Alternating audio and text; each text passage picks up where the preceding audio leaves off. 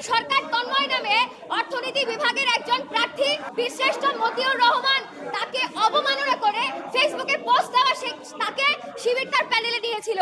জয়নুদ্দিন সরকার তন্ময়কে প্রত্যাহার করলেও এই জয়নুদ্দিন সরকার তন্ময়ের প্রার্থীতা কিন্তু প্রত্যাহার করা হয় নাই। ৭১-এর সাথে ঘাতক এবং ২৪-এর যে সন্ত্রাসী, সেই সন্ত্রাসীরা কেউ নির্বাচনে অংশগ্রহণ করতে পারবে না। কিন্তু আমরা দেখলাম ছাত্রলীগের সন্ত্রাসী জুলিয়াস সিজার এবং শিবির যে যুদ্ধাপরাধের ছবি দেখাচ্ছে, সেই শিবির কিন্তু ঠিকই নির্বাচনে প্যানেল দিয়ে নির্বাচনে অংশগ্রহণ করছেন। প্রথমত একটা পয়েন্টই তারা শোনার চেষ্টা করেছেন, সেটা কি যে আমাদের বিশ্ববিদ্যালয়ে আজকে আগস্ট থেকে সেপ্টেম্বর মাস পুরো ১ মাস ব্যাপী গুরুত্বপূর্ণ পরীক্ষাগুলো চলছে। এখন প্রত্যেকটা পরীক্ষার্থী, যে প্রার্থী বা যে ভোটার, প্রত্যেকেই কিন্তু পরীক্ষা দিচ্ছে, কিন্তু তাদের পরীক্ষার কথাকে বিবেচনা না করে অদূরদর্শিতাভাবে কিন্তু নির্বাচনের ডেটটা তারা ঘোষণা করলেন এবং প্রার্থী এবং ভোটার উভয়ের জন্যই কিন্তু তারা একটা অপ্রস্তুতজনক আয়োজন তারা করলেন।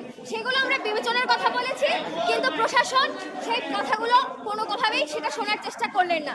আমরা আরো একটা পয়েন্ট এখানে উত্থাপন করতে চেয়েছিলাম, প্রশাসন আমাদেরকে উত্থাপন করতে দেন নাই।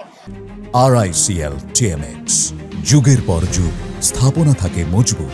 আপনারা শুনেছেন যে শিবিরের জয়নুদ্দিন সরকার তন্ময় নামে অর্থনীতি বিভাগের একজন প্রার্থী শিবিরের প্যানেল হয়ে প্রার্থিতা করেছিলেন এবং বীরশ্রেষ্ঠ মতিউর রহমান তাকে অবমাননা করে ফেসবুকে পোস্ট দেওয়া তাকে শিবির তার প্যানেলে নিয়েছিল।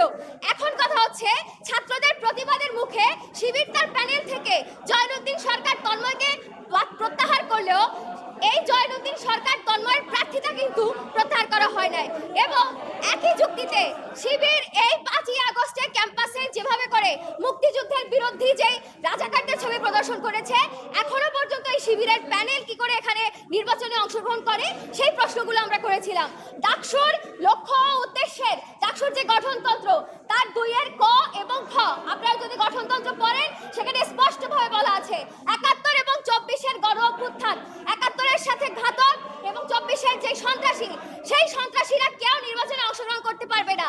কিন্তু আমরা দেখলাম ছাত্রলীগের সন্ত্রাসী জুলিয়াস সিজার এবং শিবির যে যুদ্ধাপরাধের ছবি দেখাচ্ছে, সেই শিবির কিন্তু ঠিকই নির্বাচনে প্যানেল দিয়ে নির্বাচনে অংশগ্রহণ করছেন। এই স্বতন্ত্র নাম করা জুলিয়াস সিজার এবং শিবির যুদ্ধাপরাধীদের ছবি দেখানো শিবির, তারা কিন্তু ঠিকই এই ডাকসুর গঠনতন্ত্রের ২-এর ১ এবং ২-এর ২ ক এবং খ, এই দুইটা পয়েন্টকে ভায়োলেট করে নির্বাচনে অংশগ্রহণ করছে এবং প্রশাসন তাদেরকে সেখানে প্রশ্রয় দিচ্ছেন।